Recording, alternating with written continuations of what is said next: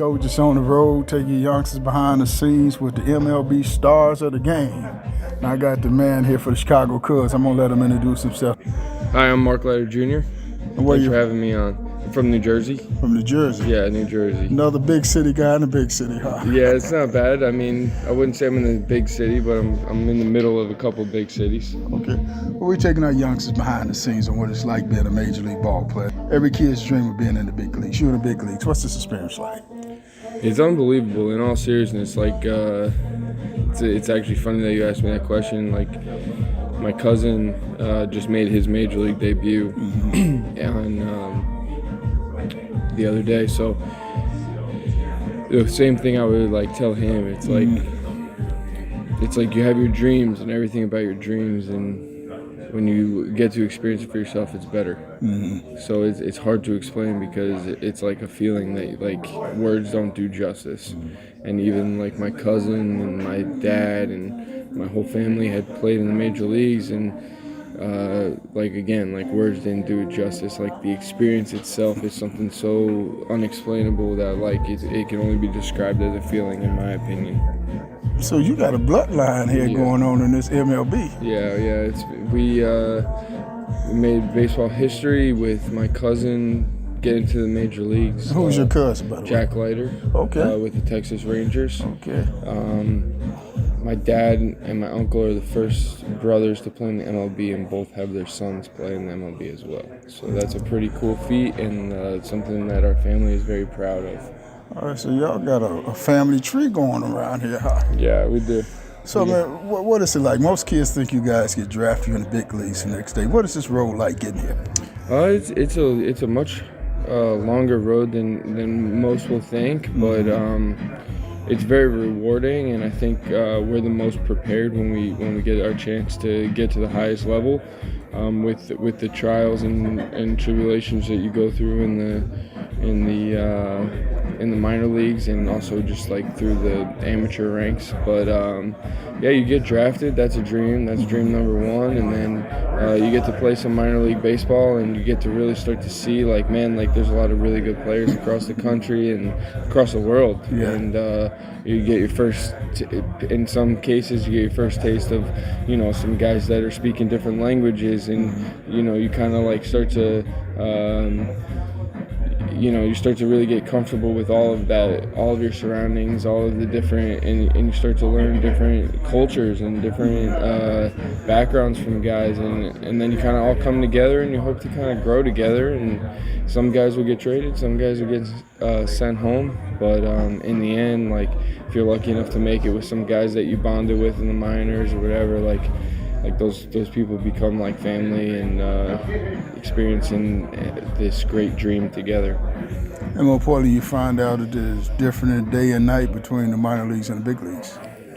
It's day and night, but yeah, it's the major leagues is one of a kind. I mean, it's the travel's unbelievable. The hotels and all the different things we get to do. We get to go see all these different cities. I mean, just getting to play for a few years, you travel the country, and it's something that I don't take for granted, because I know how special of an opportunity it is, and also just like from a standpoint of life, like got to experience a lot of cool stuff. And more importantly, being a member of the Chicago Cubs, I mean, you wear your finger out with all these Cub fans signing autographs. Yeah, that's something that I was a big collector as a kid, so just like, getting that first baseball card is a pretty cool experience. Like, not everybody's going to be like a superstar in this game, but like that first time you get a baseball card, it's kind of pretty cool, like being a kid collecting, and then, they're making one of you. So there's all these little hidden nuances, and make the whole entire dream that more special. So you got a baseball card of yourself? Yeah. We got. I'm going to look that up. I'm going to find me one. Now, last two questions. Outside of your family tree, who are some of the players that you idolized along the way? Outside of obviously my dad was number one for me, watching him, and my uncle. But Ken Griffey Jr., Pedro Martinez, Manny Ramirez, Roy Halladay, Kurt Schilling. There's a lot of guys that I really enjoyed watching compete. Those were some of my all-time favorites. Francisco Liriano was another one that was really fun for me to watch. Hanley Ramirez. Those were some of my favorite players growing up, and get a chance to meet some of them, or as a kid I got a couple of them to get to meet, and it was a pretty cool experience. But there's so much talent across the league. Getting to be here every day and get to really appreciate the ability that all these guys have is really special as well. You made sure you named all the heavyweights too, huh? Yeah. All right, last question. Every kid's dream playing in the big leagues.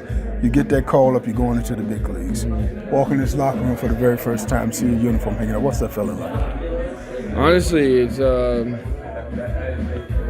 the first day is kind of a whirlwind because you got so for me, I'll give you just a quick what I went through. I was in AAA in Lehigh Valley. I got called up to the Philadelphia Phillies, who were playing in New York at Citi Field, and I probably found out at 3 o'clock. The car picked me up at 4 o'clock. We got to the stadium at 6:15. The game was at 7. So had about 4 minutes to look at the locker with the uniform in it, and before I was trying to get ready and get out to the bullpen before the game started. So you got a bunch of family and friends that are there, especially for me being New Jersey, getting to make my call up in New York. Had a lot of people to call, a lot of people to tell.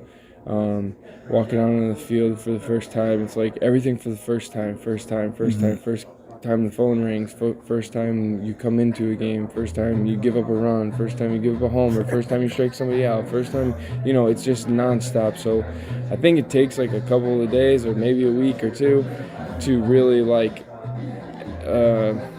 understand what you just went through. But it's an amazing experience. It's worth putting in everything that you got to put in the early days, and I think just some advice for the kids that are coming up, just fall in love with competing. I think if you fall in love with competing against your peers and I'm better than you and I'm going to show you not in a respectful way, but it shows that when you start having those times as you get further on, you just always revert back to competing. And I think that that's a simple way to not get lost with the way today's game has gone to a lot of the training year round and a lot of different things. Just fall in love with competing, and it doesn't only have to be baseball. Compete hard in everything you do, and want to win, want to be the best. And if you do that, good things happen in the end. Coach, what the man. Yeah. Appreciate it. Thanks for having me. Thanks a lot. So what else new out there in the sports world? Give us a little update on our League of Our Own. League of Our Own is coming great. We still got spots open for players. We're looking in May to have a big turnout with trials as players in their college seasons, and they're looking for some place to continue playing baseball.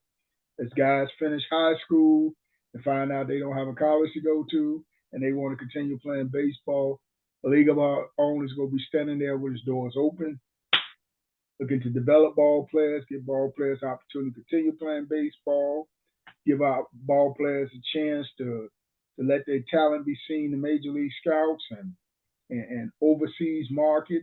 And we're looking forward to it. We cut the games down to 30 games in 30 days, starting off as opposed to 50 games in 50 days, which allowed us to reduce the fee, so you save some money. We're looking forward to it. We got 4 teams right now. We're prepared to go to 6 teams if we get an overwhelming response. We got Foster Chicago Elite Giants. We got the Sam Allen Monarchs, Satchel Paige All-Stars, Dick Allen Hitman. Dick Allen saved the White Sox back in the 70s, when he came on as one-man show and wound up being the most valuable player. So we got a lot of history, and we got some more names out there to be looking forward to as we expand the league, because after we get through year 1 or 2, we're looking to expand into back to a 50-game season, but a 50-game summer season. So we're going to have a fall and a summer season going on, and we're going to have nonstop baseball for those true baseball fans that want to play baseball. So if you're looking for that opportunity, Wani Wan ready to give you some coaching. Yeah. You know, we With a third base coach like this. Let's go. We got it. Next game, I might have to be the umpire. Night game, and then after the game, we're gonna have to be the cook.